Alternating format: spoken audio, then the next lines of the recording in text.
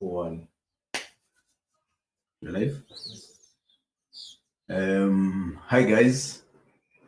Karibuni sana to the Fire Friday. I'm really excited today for this session. Last week was terrible for me. I had a nasty cold, but leo nikisikiza naona sauti iko sawa. So I'm welcoming every member of this wonderful Fire family. Karibuni sana from wherever you are. And for those who will not be joining us live, wherever you'll be, we hope that you'll be able to watch us later. So welcome. It's joy and a pleasure to have you all today and to share this time with you. Allow me to pray. Lord, I thank you because you are God and you're always good to us. We thank you that you have given us wisdom freely, that she stands at the hilltop and shouts for everyone to hear. We thank you that you do not discriminate, but you teach us all equally. Even as we sit here today and share these thoughts, I pray that, Father, they shall be relevant to our lives, to our work, and to our journey in this life, be it in the family, in business, in investment, in whichever form. I thank you and I pray for every member of the Fire family that is watching today, that you shall bless them. In Jesus' name, amen. Asanteni sana. So today we have a topic that is very dear to me. The topic of 10x. What does 10x mean? 10x, I think, is just that 10 times. That if you're to do anything of true value, you need to do it 10 times bigger, or have an aspect of it that is 10 times bigger than your nearest competition. For instance, let's look at in the local scene. You have M-Pesa. Who is the nearest competition to M-Pesa? No one. Why? Because M-Pesa gives you something 10x bigger than anyone else. If you're searching for information, who do you go to? You go to Google. Why is that? They are offering something 10 times bigger than the next guy. So if you want to do anything and do it well, you need to have a 10x mentality. Now, let me be clear. I think about today and every other session, the lessons we give are not intended to just be what are they called? It's not a motivational talk, because if it's motivational, it wears off a bit too quickly. So it's not about motivation, it's about mechanisms. What is it that you can do in your life? What mechanisms are you going to set up in your business, in your workplace, in your marriage, in your personal life, to enable you to achieve these things? So it's not I think, let me put it this way. I'm personally against motivational talk. I think they are mostly just hot air. I don't think they help. But it is having very tangible mechanisms that is what makes a difference. So I'm not here to tell you, you're an eagle, you can fly. No. We are not eagles. We are human beings. So let us do the things that human beings do. And I think setting up mechanisms is one of those things. So I wanted to get that out of the way. Number two, yes, I'm in investment, and I talk a lot about investment, but I would like to believe that the lessons we share today and every other day are really applicable in life. So whether you're an employee, or whether it's in your life, it's your life as a father or a mother or a wife or a husband, it doesn't matter. I think the principles are the same. Yeah. And full disclosure, I did not invent any of these things. I'm a copy paste kind of guy. Yeah. So I read quite voraciously. I thank God that I learned how to read, and it's the lessons I've learned along the way. And I will not teach something if I've not applied it. Yeah. So the things I do is I've read them, I've internalized them, I've shared them with my team. We've gone through it. Some things we have taken a year or 2 years or 3 years. We've tried them in business and they work. Then I have confidence to share. And maybe that's why you'll also see that I'm all over the place, because I don't over prepare. I think I just have a thought, then I just see what have I learned along the way and then share that. So it's not too rigid, it's not too scripted. Okay, so let's get down to it. 10x. What does it take to 10x? And the beauty about 10xing is not only do you rise in the good times, it makes you very resilient in the hard times. Actually, the hard times make you stronger because that is what you're designed for. And I'll give a little example about Savo. So 2019 happens, and it was a fairly good year for us. I think the second quarter was a little difficult, third quarter was a little difficult. Then in the fourth quarter, we got into something called Operation Hurricane. So we were really, we said, okay, we have learned all these lessons of thriving in hard times. We are going through a little of a hard time. Can we push harder? Can we apply those things and apply them with a lot of energy? And so we started Operation Hurricane, and mainly focusing on the principles that we have learned, right? When 2020 came, I wrote a letter to all my investors. I usually write a letter to all my investors at the beginning of every quarter. And I told them, we have decided to take a very cautious approach about 2020. We are not sure the economy is going to rebound. So we are going to 2020 as if the economy was going to be hard. Yeah. Shock on us. COVID happens. Yeah. Because I'm not into social media too much. So I didn't know what was going on in China and the rest of it. But COVID comes. The one thing I will say with all humility was we were not worried. As a company, we were not worried whether we will survive. We were sure we were going to survive, whether this thing lasted a month or if it lasted a year or 5 years. We were extremely sure we were going to survive. Why do I say that? Because we knew the principles upon which we had designed the company. And I wrote a letter to our investors, I think towards the end of March or early April, I think end of March. And I told them, don't worry, this thing is here to stay. And I gave 4 reasons why, no, I think I gave 3 reasons why I believed it was going to stay. And today I'll teach you 4. I'll talk about the 3 that I shared and the 4th one, which I did not feel was necessary to share. Okay, so this 10x thing, I got the ideas from a book by a gentleman called Jim Collins. You'll hear me quote him a lot because I think reading his books has changed my life. He's not paying me to say this. I'm just saying this because, I mean, I've benefited. Good to great is a must. If you want to rise in your career, good to great is a must. If you want to rise in business, you want to set up a business, good to great is absolutely mandatory. If you do nothing else, read good to great. Yeah. But today, I will not share about good to great. The book is called Great by Choice, because greatness does not happen out of circumstance. Greatness is a matter of choice. Yeah. And the beauty about greatness is it does not care where you are born, which family you are born into. It does not care about your political or whatever background. Does not even your intelligence does not even matter. As long as you choose and you learn and you set up the mechanisms and you apply them ferociously, that is where the secret is. Yeah. So I talk about this, guys. You have set me up on this other the writers thing.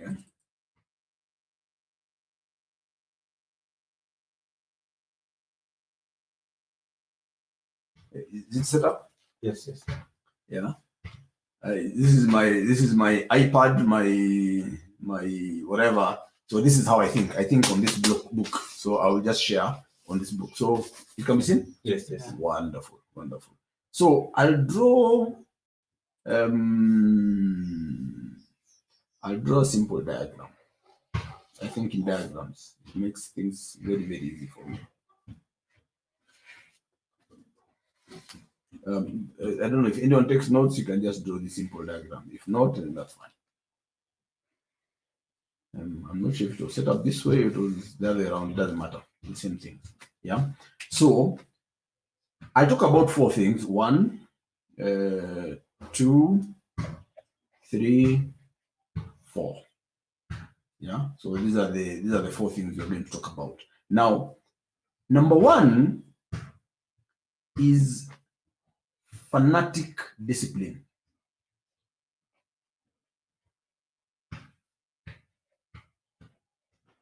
Fanatic discipline. And I'm choosing these words very carefully. Yeah. Fanatic discipline. Yeah. It has to be fanatical. You cannot be disciplined half-heartedly. And we'll talk about that. Yeah. Number 2 is empirical creativity. Yeah, you need to be very creative, but it's not creativity the way we think about it. It has to be empirical. It has to be measured. It has to be real. Yeah, not just creativity because we feel like being creative. Number 3 is productive paranoia. Paranoia. Yeah, you need to be very, very, very afraid. Yeah, but paranoia can either paralyze you or it can make you very productive. So it depends on what you do with it. Yeah. Then number 5 is level 5 ambition. Yeah, level 5 ambition. In fact, I'll call it another name. I'll even call it big, hairy, audacious goals. BHAGs. Big, hairy, audacious goals. So these are the 5 things we're going to talk about. The 4 things we're going to talk about today. And let me go straight to the first one. Fanatic discipline. Maybe when we get to fanatic discipline, I will first start by saying what discipline is not. Yeah. So discipline is not rigidity. Discipline is not hierarchy. Discipline is not regimentation. Discipline is not any of these things that sort of tie us. Discipline is alignment. Yeah, alignment. For those who drive cars, sometimes you drive a car and it's not things are not aligned. Yeah, so things are moving. You need to align. Alignment of action with your long-term goals. Alignment of your actions with your core values. Alignment of your actions with your dream and ambition. Alignment of your actions so that you don't dream one thing and then do another thing. Yeah. So everything needs to be completely aligned. Everything needs to be completely aligned. And I'm welcoming all questions so that as I discuss this matter, please feel free, ask questions where you've not understood or what you want to learn more, what you want to find out more, or where you don't agree. Please just shoot them so that we're able to discuss. Complete alignment. Yeah. So one of the reasons we were sure we will not collapse during this COVID, it didn't matter what happens, is because we knew we had set everything in complete alignment. Our choice of people, the things we were doing, were all in complete alignment with our purpose. Yeah, and for us, our purpose is to enable investors achieve financial independence. So everything had to be aligned to that. Yeah, and we enable them to achieve financial independence through low risk, high return, affordable, amazing apartment. So low risk. So because we have to be aligned to the low risk business model means we don't borrow. Because you have to be aligned to a low risk business model, it means we don't use outside contractors because we need to have complete control. Because we don't, I mean, it's about enabling investors achieve financial independence. All our actions had to be aligned and they had to be investor centric. I can't do something just because I feel like. Yeah.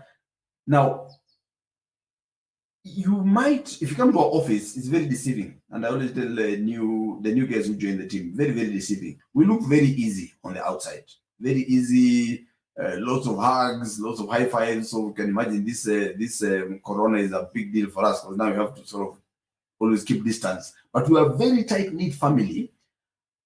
What is not apparent is our desire to deliver consistent with our purpose cannot be shaken.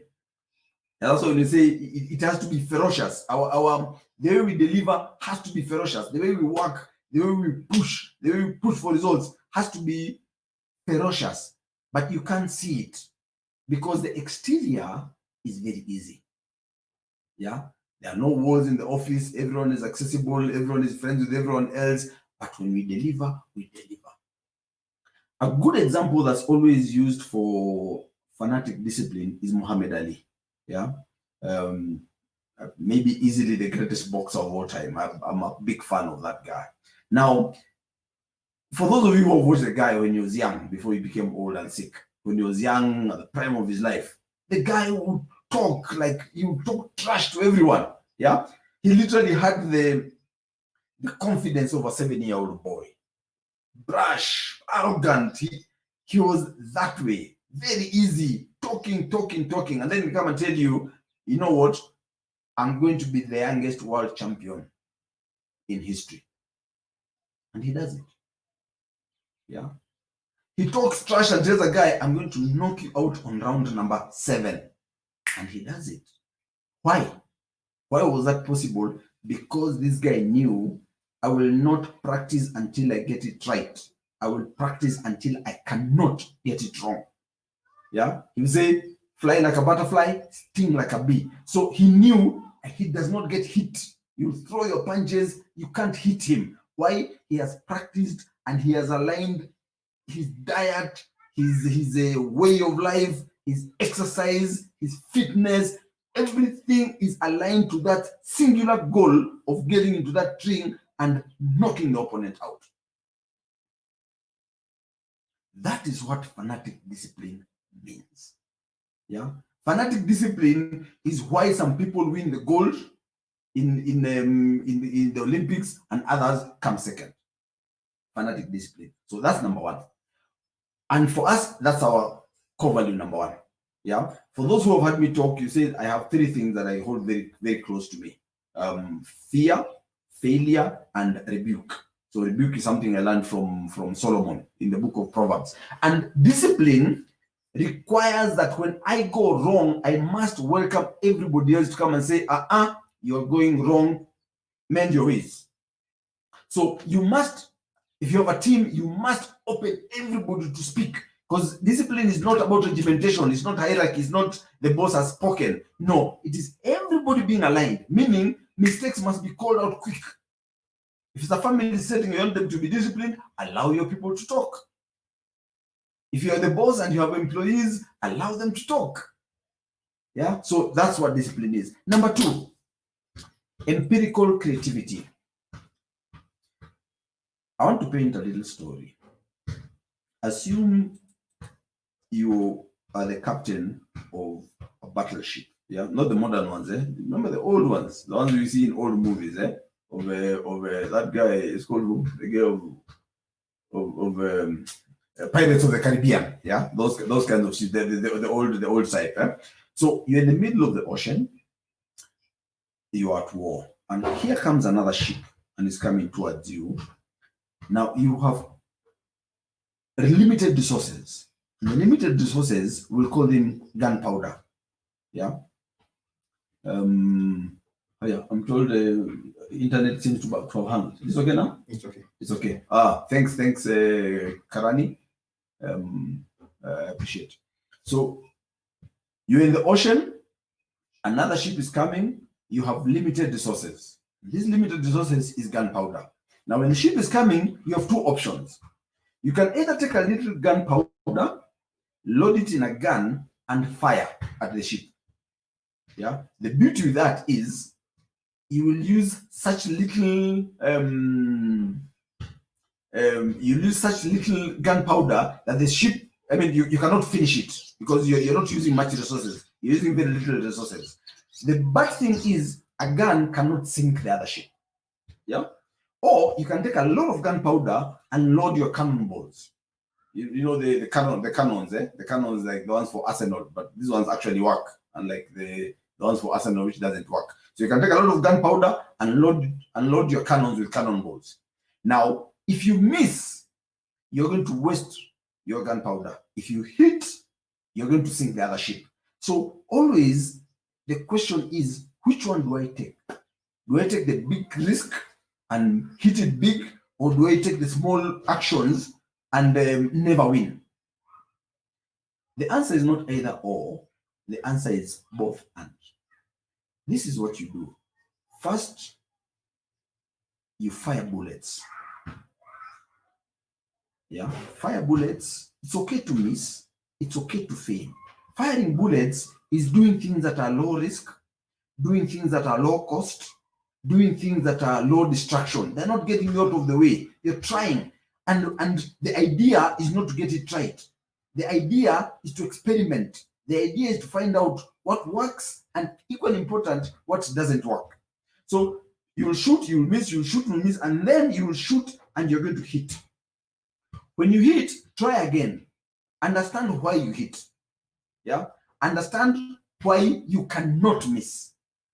Once you have understood that, you hit it. You now load your cannonballs and you hit it big. No, but Njogo, I'm not a Manu fan. I'm a Gor Mahia fan. I hope Gor Mahia are winning. Yeah, yeah. So first fire bullets, miss if you must. When we are sure you can't miss, now hit it, and when you hit it big. So it's understanding. People make decisions based on expert advice. I said last week, most experts don't know what they're saying. They just know how to say. Yeah. Most people make decisions because they had it on the news. By the time you had it on the news, it's an old story. Yeah. Most people make decisions because they woke up in the morning and they think they had a wonderful dream. Hey, Bwana, you cannot make business decisions based on a wonderful dream. Make decisions by experimenting, trying, getting it wrong, tweaking, try, observe, check, like a scientist. Yeah, like a scientist, tinker. Then once you're sure this thing works, it works because I know and I have seen it. Yeah, I know and I have seen it and it works. Now, don't stay there. Don't keep tinkering. When you know it works, hit it and hit it big. Yeah, that's how it works. That's how business works. So, and once you know it works and you're hitting it big, then you hit it with fanatic discipline. Don't get into the playing field kidogo. No. Once you're in, you're in. I am really praying that this makes sense. Yeah. I give you guys an example of Savo. We started with our first project was of course we had been doing a lot of experimentation with other people's money when I was an architect. Yeah. I was using other people's money. I'm trying ideas, and I had about 10 years, 15 years of that experimentation with other people's money. And I was doing that. I was also experimenting with hostels, my own hostels. Yeah. So I'm doing that with my own money, doing my own thing. And we kept checking and kept checking and kept checking. Then we realized, people like affordable things. Yeah. And all of us were once young. So housing the young people with an affordable product is a good thing. And I read about it and we expanded our thing about it. We tried Rongai. Yeah, 6 apartments. We tried, okay, 2 bedrooms, not working too well. Let's go to the 1 bedroom, seems to be working. And let's also try studios. You understand? So we went to Embakasi. We went to Embakasi. We tried, 100 units, studios, 50 of them, 1 bedrooms, 50 of them, and it worked. We realized there's a gold mine right here, and then we came to what do you call this place, Kiamuro, Tendigwa, and we did 475, and it worked. And we went to Resambu, 400, it worked. We went to Embakasi, 250, and now we are going to Skywalk. So we're just going bigger and bigger and bigger. Why? We have tried it and it is working. And true to form, right now we're in the kitchen. We are cooking other things because we know people are going to come and copy this. Yeah, you will start hearing other people doing what you're trying to do. It's okay, let them copy us. We are on to something else. I talked about blue ocean strategy, I think 2 Fridays ago. Yeah. So as they come and copy, we are cooking something else. We are testing other things. We are trying. We are failing. But once we know it works, we're going to hit. Yeah. Fumilayo. Okay. Yes. Sorry. So someone just answered. Okay. So that's empirical creativity. The question to ask yourself is, what are these things that you can test that will not cost you much? Yeah. What are these things that you can test that don't add risk to your life or to your business?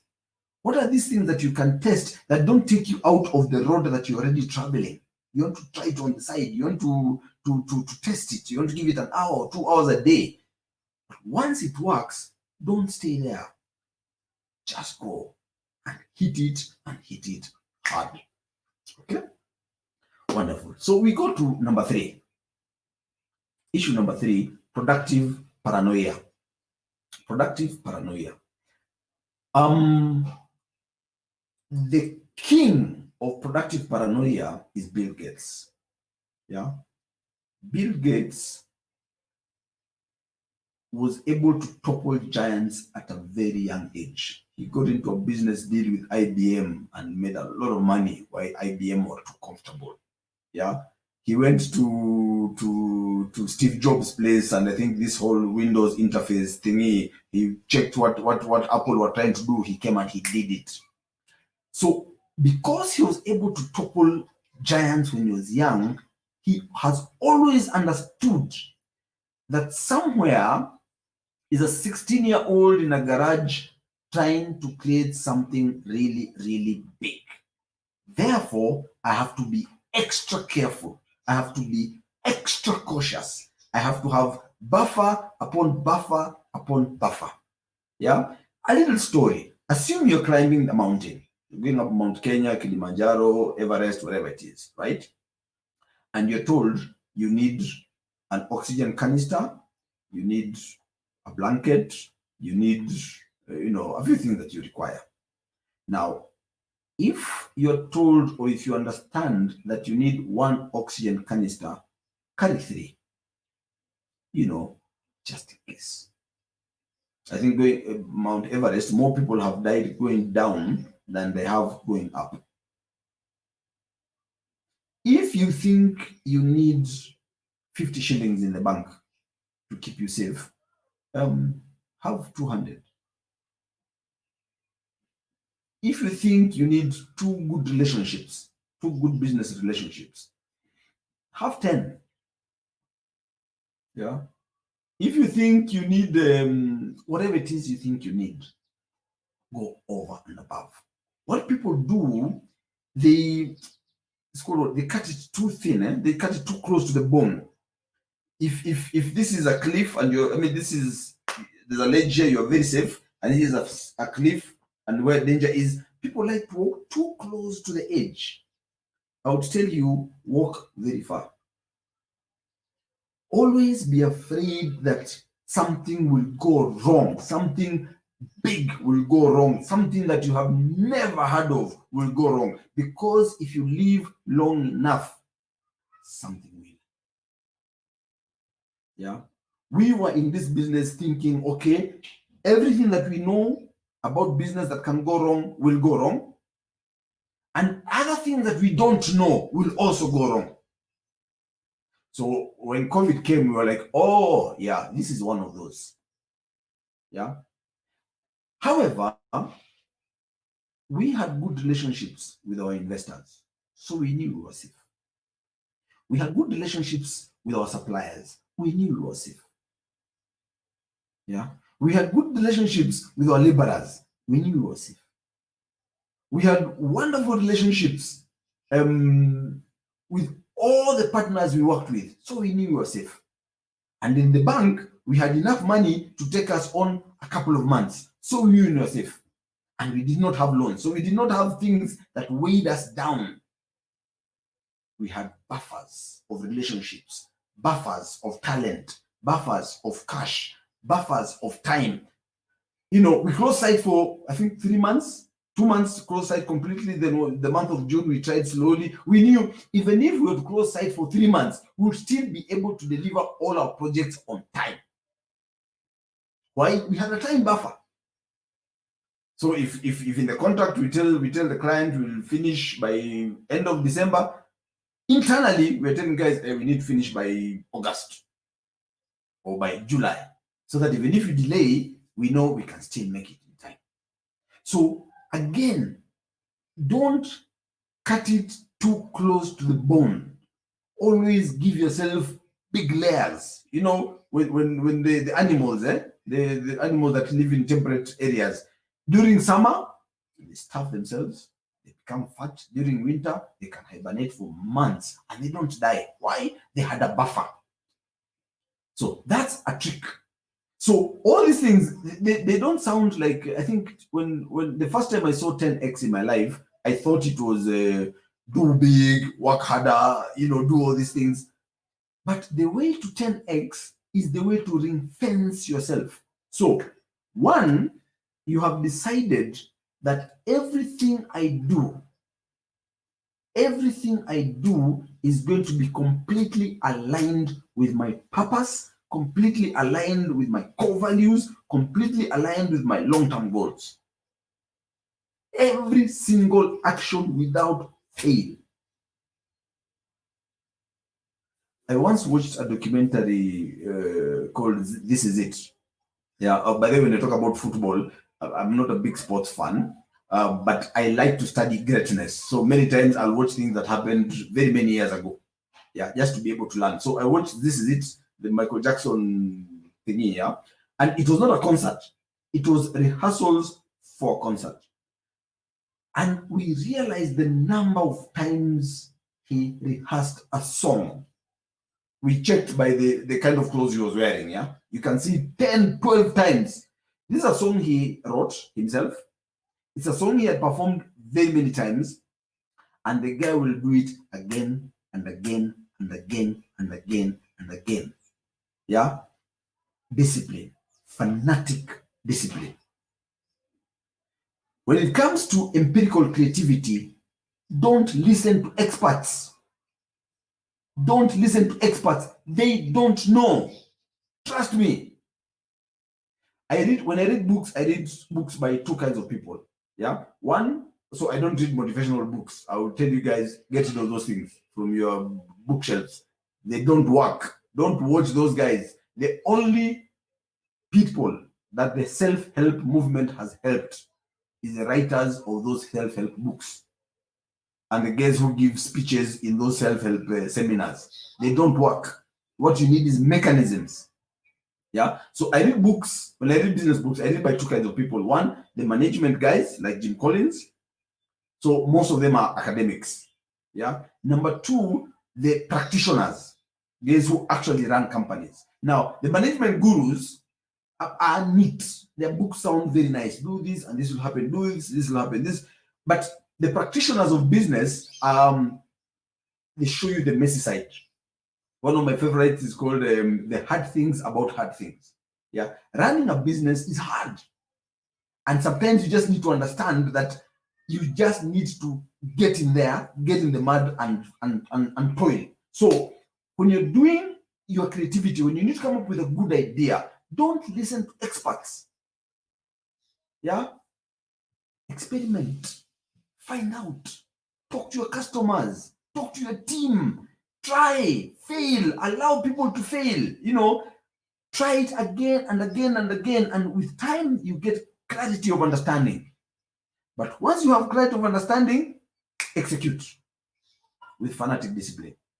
But as you're doing all that, have buffer upon buffer upon buffer upon buffer upon buffer. Yeah. So it's very, very important. And if you are not afraid, you will fail.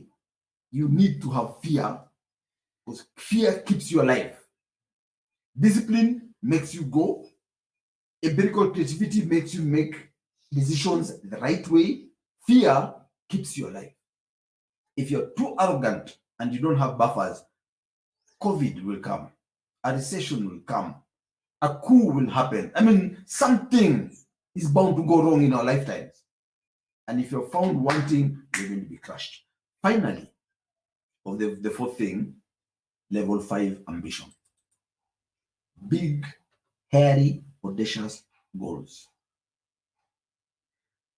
I've learned in my life that it is easier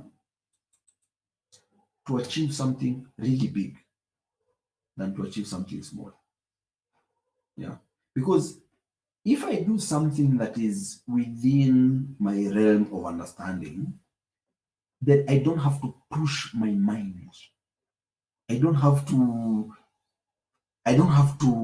think this different. I can just do what I did yesterday. But if I push it, if I dream big, if I have a dream or a goal that is big and that is hairy and that is audacious, then I am forced to think different. I don't know. I don't know. I don't know if this thing is making sense to you guys. Yeah, I was running a company, an architectural company, and it was doing fairly well. We were winning every competition we entered. We did good buildings. The few that we did, you can see. I mean, wonderful stuff. But I said we need to get a place where I can touch the lives of very many Kenyans. I didn't know how. That was a big, hairy, audacious goal. And it forced me to leave the company that I founded in my house. Just leave, walk away. Tell the guys who are there, guys, this thing is a good thing. Carry on. I'm away. That's what a big, hairy, audacious goal does to you. And we left and we are going, and people are asking me, where are we going? I told them, I don't know. But for as long as I'm surrounded by good people, we will get it. So when you are there, fortunately at that point, I was learning these principles. When you are there, we began empirical creativity. Try, fail. 7, 8 business models that failed. But with each one of them, we learned. They say fail, but fail forward. Yeah, Kianguka, don't fall this way. Fail forward. Until you stumbled on this one. And actually, we stumbled on it. Yeah. Big, hairy, audacious goals. There is no time that you're going to see it and the whole picture will come together. Like you have a revelation and then you'll do it. The eureka moment doesn't happen. It comes in bits. You learn, you get better, you learn, you get better, you learn, you get better. That's how you develop a goal. Yeah. When you write your autobiography, you can give the story that, oh, one day I was seated and suddenly this thing came to me and boom, it happened. But life doesn't work that way. Life happens, it reveals itself in little bits. It's not a revolution. It's more an evolution. It's little baby steps, one at a time. 2 steps forward, 1 step back, 3 steps forward. But once you say, I'm going to do something that is big, I mean, for now, we would like to house every young aspirational urbanite in every urban area in Eastern Central Africa. So we are thinking like that. How are you going to do it? We don't know. But the dream is big enough to scare us. And when it scares us, then you are going to be able to take the relevant action. Yeah. So you need to have big goals. And I'll tell you, if you want to walk from where you are to the bus stop, you don't need any creativity. You don't need any new way of thinking. If you want to walk from Mombasa to Malaba, yeah, from the coast of Kenya to the border with Uganda, I think 800, 900 kilometers, then you need to be a little more creative. That's a big goal. If you want to walk from Cape Town to Cairo, I don't know how many, 7, 8, I don't know, 10,000 kilometers. I think that journey takes about 3 years. Then you need to really, really, really think. But all those things are possible. It's possible to walk to the bus stop. It's possible to do a 2-kilometer walk. It's possible to walk from Cape to Cairo. People have done it. Yeah. But I'm saying those who are able to dream big are the ones who are able to 10x. And once you 10x, then you're able to achieve so much more. Yeah. And I look at the companies that have done this.